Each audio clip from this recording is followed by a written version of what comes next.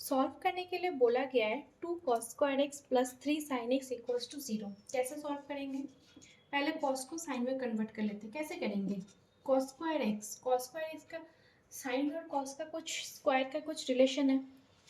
क्या था? cos² theta plus sin² theta equals to 1। उसी रिलेशन को हम लोग यहाँ पे यूज करेंगे। क्या था? sin² x plus cos² x equals to 1, यानी कि cos² x equals to 1 minus of sin² x। इस cos² की जगह में हम लोग ये वाला वैल्यू पुट कर सकते हैं। लिख लेते हैं 1 minus of sin² x plus 3 sin x equals to 0। उसके बाद क्या करना है? 2 minus of 2 sin² x plus 3 sin x equals to 0 लिख लिए। अगर इसको माइनस को कॉमन ले लेते हैं तो बचता है क्या? 2 sin² x sin s minus 2 equals to 0। अगर इस वाले इक्वेशन का अगर मिडिल टर्म फैक्टर करते हैं दैट इज 2 2 4। हम लोग को सबको पता है मिडिल टर्म फैक्टर कैसे करना है। ठीक है, क्लास 9 में हम लोग कर चुके हैं। 2 sin² x माइनस ऑफ, इसको लिख सकते हैं 4 sin x plus of sin x minus 2 equals to 0। कैसे मिडिल टर्म फैक्टर किया है वो मैं एक्सप्लेन नहीं कर रही हूँ, क्योंकि मुझे पता है आप सबको पता है। अगर आपको पता नहीं है देन प्लीज़ मुझे कमेंट में बताइएगा, देन मैं आपको एक्सप्लेन कर दूँगी। इस वाले पार्ट से और इस वाले पार्ट से कॉमन लेते हैं। यहाँ से क्या कॉमन हो जाएगा? 2 sin x लिख लेते हैं। बचा क्या? sin x minus 2। यहाँ से क्या कॉमन जाएगा? 1, that is sin x minus 2 equals to 0, यानी कि sin x माइनस 2 आ गया और एक आ गया 2 sin x plus 1 equals to 0। ये दो पार्ट हम लोग का निकल गया।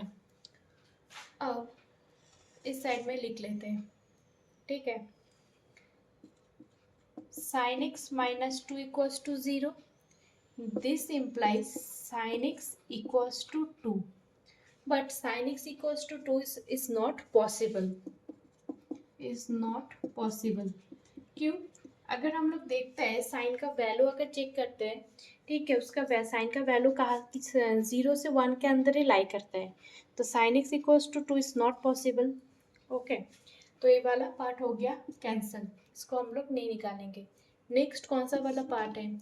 2 sin x प्लस 1, वो वाला पार्ट ले लेते हैं। और 2 sin x plus 1 equals to 0। This implies sin x equals to minus 1/2, यानी कि sin x equals to, A वाला पार्ट का वैल्यू कितना है? सिमिलर तरीके से ये, ठीक है, यानी कि इसका वैल्यू क्या होगा?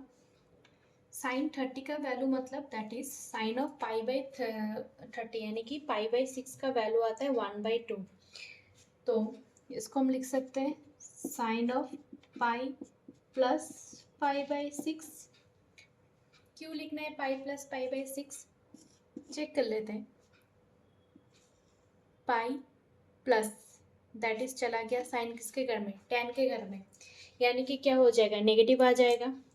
साइन तो पाई है यानी साइन साइन ही रहेगा, दैट इज इसका वैल्यू आ जाता है, मतलब आता है minus sine π/6 that is minus 1/2। तो इस माइनस 1/2 को हम इस तरीके से रिप्रेजेंट कर लिए। ठीक है, यानी कि इसका अगर एलसीएम करते हैं आता है 7π/6। यानी कि कुछ देर पहले जब हम लोग जनरल सोल्यूशन कर रहे थे तो क्या किए थे? Sine x equals to sine y अगर होता है तो जनरल सोल्यूशन क्या होता है? x equals to n pi plus minus 1 whole to the power n into y. Y means 7π/6 where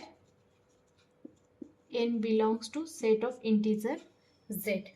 यानी कि समझ में आया किस तरीके से सॉल्व करना होगा। इस तरीके से अगर सॉल्व के लिए बोला गया है, पहले हम लोग ऐसे करके इस फॉर्मूला यूज़ करेंगे, दो पार्ट में कन्वर्ट कर लेंगे, उसके बाद कंपेयर करके उसका वैल्यू जो होता है वाई एक्स का वो वैल्यू निकालेंगे। उसके बाद जो इक्वेशन हम लोग को उस फॉर्मेट पे लाने के बाद हम लोग चेक करेंगे। साइन का है तो साइन का जो इक्वेशन था जनरल इक्वेशन उसमें पुट कर देंगे वाई का वैल्यू, अगर कॉस का है तो कॉस का, टेन होगा तो टेन का करके इस तरीके से हम लोग को सॉल्व करना होगा। आई थिंक आपको कोई डाउट नहीं है। अगर कोई डाउट है तो प्लीज़ कमेंट सेक्शन में मुझे बता सकते हैं आप लोग।